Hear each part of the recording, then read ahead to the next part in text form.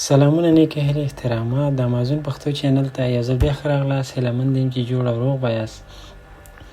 لکه څنګه چې تېر درس موږ ته دې ځای رسولی و، هیله دا ده چې تاسې دقیق ستاسې سر پرې خلاص شوی او هغه دوستان چې دا ویډیو ګوري نوی راغلی هغوی پاس لینک ورکوم او تاسو کولی شئ هغه تعقیب کړئ. نو انشاءالله په دې برخه به ستاسې سر زر خلاص شي. نو انشاءالله زه کوشش کوم چې په دې دریمه ویډیو کې او په دې دریم برخه کې زه دا پریزنټیشن جمعبندي وکړم او راتلونکي کې انشاءالله عملي کار ته ادامه ورکړو. ښه، زه مخکې د دې ویډیو نوي سټیپ ته ځو. زموږ دا سټیپ چې دی د دې ویډیو نوی درس دی، دې ځای نه پیل کېږي انشاءالله. ښه، په امازون کې نان ګیټډ کټګوري څه ته وایي او ګیټډ کټګوري څه ته وایي. ګورئ، ښه، په امازون کې دوه ډوله کټګوریانو کې موږ خرید او فروش شو کولی. چې یو ګیټډ کټګوري هغه ته ویل کېږي چې مثال خطرناک توکي لکه شیشه نه، لکه مطلب ډرینک شو، شراب شو وغیره، میډیسین شو، دا دوا نه ده، دوا شوه، یا دې ته ورته هغه وسایل، هغه توکي چې انسان ته په خطر تمامیږي او هغه غواړي په امازون کې خرڅ کړي، نو هغې ته ګیټډ کټګوري وایي. یعنې دا ګیټډ کټګوري کې که چیرې یو کس وغواړي مال وسایل خرڅ کړي، نو د دې اجازه په امازون کې ډېره سخته ده او ډېره کمو خلکو ته میلاویږي. هغه هم په ډېر پروسس باندې او ډېر ډاکومنټس په هغې ته سبمیټ کوي تر څو ته اجازه درکړي. نو انشاءالله په دغې به هم سر خلاص شوی چې ګیټډ کټګوري خطرناک توکو ته وایي، چې هغه ډېر څه پکې راتللی شي. یعنې انسان ته چې خطر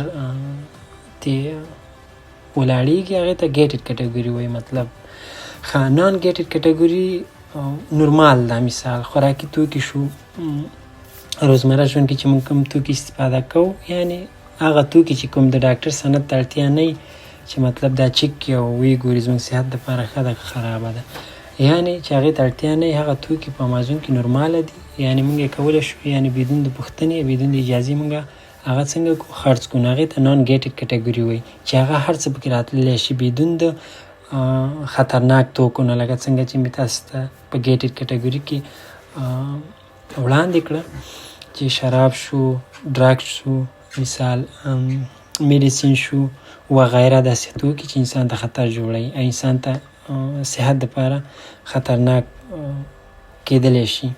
نو هغې دپاره امازون په اسانۍ چاته اجازه نه ورکوي.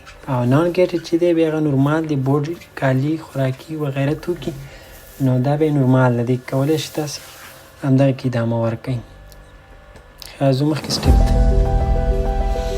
ښه، پراډاک هنټینګ یا سورسینګ.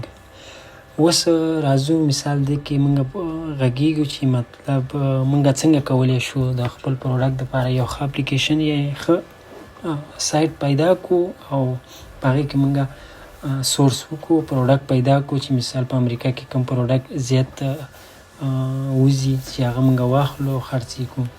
نو لکه څنګه چې زه خپله جنګل سکاوټ استفاده کوم او تاسو کولی شئ چې هنټینګ استفاده کوئ، په دلیل د دې چې په اروپا عموما اروپا کې خاص 12 کشورونه دي چې هغې کې جنګل سکاوټ ښه کافي اندازه ټایټ کار کوي.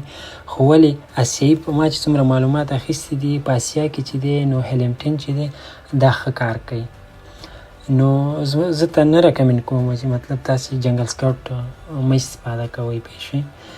یعنې دواړه تاسې نن سبا یعنې چټ جي پي ټي ډېر بهتره د هر انسان نه پوهه لري. تاسې کولی شئ د هغه نه زیات معلومات ترلاسه کړئ چې کوم یو ستاسو په جامعه کې کوم یو ډېر ښه استفاده کېږي، نو هغه تاسې انتخاب کړئ، یا جنګل سکاوټ یا هنټینګ. ویډیو نه اوږدوو، ځو مخکې سټیپ ته. ښه، کیورډز.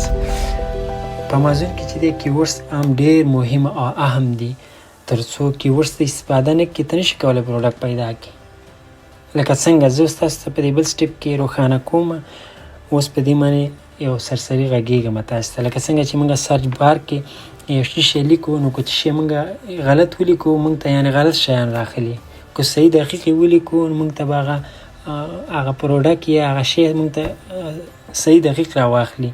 اوس ګوګل کې موږ سرچ کوو، مثال اوبه سرچ کوو، که اوبه موږ خطا کوو، ویدر سرچ کوو، واټر او ویدر، که نه، نو که چېرته موږ دغه دوو کې یعنې لږ میسټیک وکړو یا به موږ ته هوا د اوبو په ځای هوا راواخلي، او که هوا سرچ کوو او میسټیک پکې وکړو شاید موږ ته اوبه راواخلي. نو په دې کیورډز کې چې دی تاسو ډېر متوجه اوسېږئ. لومړی چې کله هم څه شی نوټ کول یا سرچ کول یا هم څه شی غوښتل چې پیدا یې کړئ، نو کیورډز ته ډېر متوجه یا دقیق اوسېږئ. او بل چې کوم ځای کې تاسې په کیورډز په لیکنه باندې سر نه خلاصېدو چې زه مطلب څه رقم پروډکټ واخلم، هغه زه به تاسو ته جنګل سکاوټ په ویډیو کې تاسو ته تشریح کوم چې تاسو څنګه کولی شئ ځان دپاره کیورډز جوړ کړئ او څنګه کولی شئ یو ورک پروډکټ ځان ته پیدا کړئ یا د خوښې تر څو تاسو هغه واخلئ او لانچ یې کړئ. زه آخري سټیپ ته ښه ګوره ډېر متوجه اوسېږئ چې په دې سټیپ کې 14 هغه نقطې دي چې په لومړیو کې هر نفر باید دې ته متوجه چې مثال کله چې دا لومړیو کې دغه کې امازون کې کار شروع کوي، نو دغه 14 سټیپونه دا باید حتما ضروري په خپل پروډکټ سورسینګ یا هنټینګ کې چې دی دا باید مد نظر ونیسي تر څو په لومړی ځل کار کې تاوان ونه کړي، کومې ستونزې سره مخ نه شي، تر څو د کاروبار نه زړه وانه وړي. ښه لومړی سټیپ کې د پروډکټ سیز او وزن دی. ښه لکه اوس تاسو ته یو مثال وړاندې کوم، که چیرې زه یو د جامو ماشین واخلم د دې وزن زیات دی او سیز یې هم لوی دی، متوجه یاستئ. که چیرته د جامو ماشین زه امازون ته ولېږم نو د دې د سیز به موږ نه پیسې چارج کوي او د وزن به هم موږ نه چارج کوي. نو دغه کې متوجه اوسېږئ تر 2000 ګرامو پورې پروډکټ په لومړیو کې انشاءالله کافي دی ستاسې دپاره چې لومړیو کې تاسې 2000 ګرامو پورې پروډکټ څنګه کوئ لانچ کوئ. لومړی سټیپ کې دا شو. دویم سټیپ کې د پروډکټ ټریډینګ دی، یعنې که چیرې پروډکټ په های لیول کې روان وي نو تاسو مه کوئ چې یعنې داسې مه کوئ چې په هغې کې تاسې خریداري وکړئ او هغه پروډکټ په امازون لانچ کوئ. نو دا په لومړیو کې تاسې دې سره ماتې سره مخ کېږئ ځکه چې هغه آلریډي په های لیول کې دی او غټ کمپټیشن کې روان دی. نو تاسو نشئ کولی چې مثال 2000 یورو یا ډالرو مال پکې څنګه کوئ لانچ یې کوئ او هغې کې تاسې لاسته راوړنې ولرئ ځکه هغې کې ډېر غټ کمپټیشن وي، چا پکې مال د خپلې کمپنۍ او څوک یې په تاوان پکې خرڅوي او څوک څه کوي څوک څه کوي. تاسې باید خپل ګډ په مد نظر کې ونیسئ تر څو ټریډینګ پروډکټ ته په لومړي ځل باندې جمپ ونه وهئ او نه هغې کې خرید فروش وکړئ.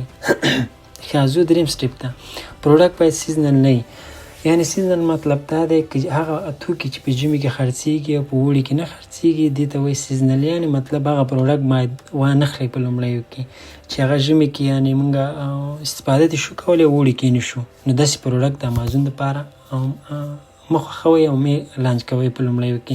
اوس مثال په ژمي کې جامپرو ته اړتیا ډبل بنینونو ته بوټونو ته، البته بوټونه نورمال دي خو ولې جامپر او ګرم وسایل که چیرې تاسو په ژمي کې واخلئ نو په اوړي کې هغه څوک نه استفاده کوي، نو ستاسو مال به په ویرهاوس کې کټه پروت وي.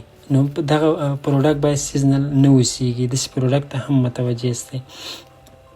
ښه څلورم پوینټ کې ډینجر، یعنې ستاسو پروډکټ باید دلته د ډینجر نه مطلب دا دی چې مطلب شیشه‌ای نه اوسېږي، یعنې داسې یو خطري نه اوسېږي چې مطلب زر مات شي، یعنې هغه توکی چې مطلب د شیشې نه نه جوړو تاسو کولی شئ هغه واخلئ. یعنې په لومړیو کې تاسو داسې مه کوئ چې مطلب د شیشه‌ای وسایل واخلئ، سیزنل والئ، ټریډینګ کې چې کوم پروډکټ یي هغه واخلئ یا سیز وایډ کې ته ونه ګورئ واخلئ، نو لومړیو کې تاسې ټکر سره مخ کېږئ. نو ډینجر نه مطلب د شیشې وغیره توکي دي چې هغه تاسو لومړی کې دې ته متوجه اوسېږئ وغیره. ښه پنځم پوینټ ته لکه څنګه چې تاسو ته ما ګیټډ او نان ګیټډ ویلیو، ستاسو پروډکټ باید ګیټډ نه وي، یعنې میډیسین نه وي، ډراګ نه وي وغیره، شراب وغیره نور توکي باید نه اوسېږي ځکه چې دا امازون اجازه نه ورکوي او نه که اجازه ورم کې ډېر په سختۍ او سرګردانه به هم کیدی کې، نو دغې نه ځان ساتنه وکړئ. ښه شپږم پروډکټ ایکسپایر ډیټ، د پروډکټ چې دی مثال ایکسپایر ډیټ باید وګورئ، چک یې کړئ، کوم سپلایر نه چې تاسې مال اخلئ هغه ته ووایئ چې د دې ډیټ او یعنې ایکسپایر ډیټ یې موږ ته ولېږئ یا موږ ته معلومات د پروډکټ په اړه راکړئ چې دا کله ایکسپایر کېږي، دې ته هم باید په لومړی کې متوجه اوسېږئ. په اووم سټیپ کې د لانچ لپاره مثال تاسو کو غواړئ چې یو پروډکټ واخلئ امازون دپاره ویې لېږئ، نو یعنی حد اقل په لومړیو کې دا زما خپل نظر دی چې د $15 نه تر $10 پورې باید قیمت ولري، ځکه چې پروفیټ حد اقل تاسو ته کم تر کمه $8 $5 هم پروفیټ پاتې شي په یو پروډکټ کې، نو دا بالکل کافي اندازه پیسې دي په لومړیو کې ستاسو دپاره. تاسو بهادر یاستئ که چېرته داسې ریسورس وکئ، او ریسورس چې څنګه کېږي هغه تاسو ته انشاءالله سټپ په سټپ باندې دقیق ښیم. تاسو موږ تعقیب کړئ، مه هېروئ لایک، کامنټس او سبسکرایب، تر څو موږ سره موږ ته هم پته ولګېږي چې زموږ څونه تعقیب کوونکي دي، تر څو ورځ تر بلې تاسو ته بهتره معلومات چمتو کړو او د ترې وړو. ښه، په 8م سټپ کې د پروډکټ ریویو ده. په لومړي ځل مثال تاسو چې کوم پروډکټ اخلئ حد اقل ریویو چې دی 500 یعنی خیر که لږ زیات مو فرق نه کوي، خو ولې حد اقل تر 500 پورې باید ریویو ولري. او دغه چې دی 9م سټپ کې چې دی د پروډکټ منتلی عاید ده، یعنی حد اقل یو پروډکټ کوم پروډکټ چې اخلئ یعنی ریسورس یې کوئ دغه پروډکټ عاید باید د میاشتې $10,000 انکم ولري، یعنی عاید باید ولري.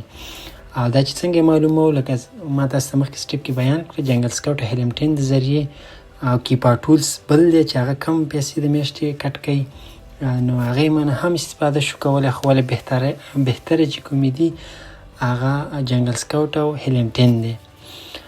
جنګل سکاوټ د هنټینګ نه نیم خبر، خو د جنګل سکاوټ چې دی $9 کټ کوي.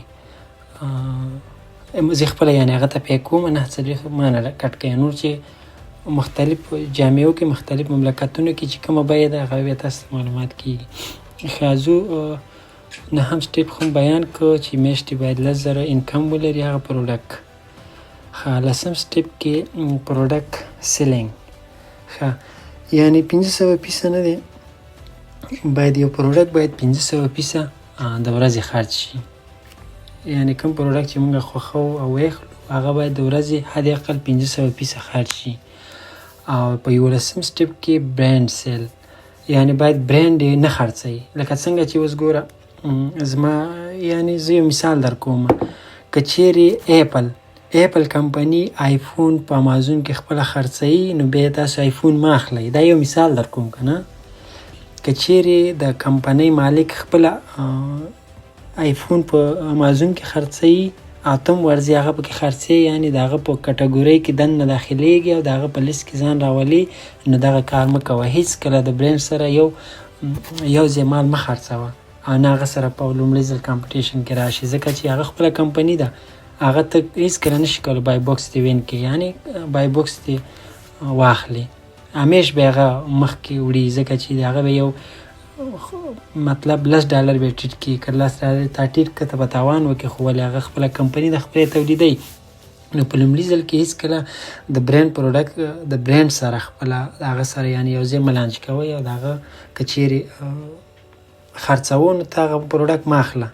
یعنی په 11م سټپ نه خلاص به درته ویم زموږ هدف دا دی هر هغه پروډکټ چې د کمپنۍ مالک خپله په امازون کې خرڅوي هغه تاسې مه اخلئ. دا په نظر کې باید ونیسئ، باید هغه پکې نه اوسېږي. او دا چې څنګه به موږ هغه پیدا کوو او پیږو چې دا برانډ دی یا نه دی، هغه تاسو ته مخکې سټپونو کې ښیم په مخکې راتلونکي ویډیوګانو کې. ښه، په 12م سټپ کې پروډکټ سرچ دی، یعنی در 50,000 پورې نه دی، باید خلک چې دی تر 50,000 پورې د میاشتې دا باید څنګه کې سرچ کړي، یعنی هغه پروډکټ چې تی اخلي هغه باید د میاشتې 50,000 خلک باید سرچ کړي. ښه، دا چې څنګه معلومه بیا هغه تاسو ته زه ویم په مخکې ویډیوګانو کې، باید هغه پروډکټ تر 50,000 پورې نفر باید د میاشتې تلاش یې کوي دغه پروډکټ په اړه، نو داسې پروډکټ باید تاسو اخلئ. ښه، په 14م سټپ کې CPR سریبرو پروډکټ رینک، انشاءالله چې نه به مې غلط کړی. نو د دې نه مطلب دا چې یعنی 500 نه الا تر 600 پورې باید دا په رینک کې واوسېږي. رینک مطلب یعنی کمپټیشن کې یعنی په څوم لیول کې باید وي، په څوم نمبر کې، نو د هغه باید 500 نه تر 600 پورې دا باید وي. د دې نه که اضافه شي پروډکټ باید خرڅېږي نه، که د دې نه ښکته شي هغه به کمپټیشن کې راشي، نو نورمال چې دی په لومړیو کې د 500 نه تر 600 پورې بیخي ښه رینګ دی او په دغه کې کولی شي ته پروډاکټ څنګه کې واخلي. نو دا زموږ د دې درېیمې برخې ویډیو چې دا اخري سټیپ و. نو انشاءالله راتلونکي ویډیوګانې به تاسو ته په عملي شکل او تاسو تعقیب کوونکي اوسئ تر څو په راتلونکي کې بهترینه سوداګر او تجاران درنه څخه جوړ شي. فعلا په الله سپارم دا ویډیو پای ته رسوو. لایک، کامنټس، سبسکرایب مه هېروئ. د خدای په امان.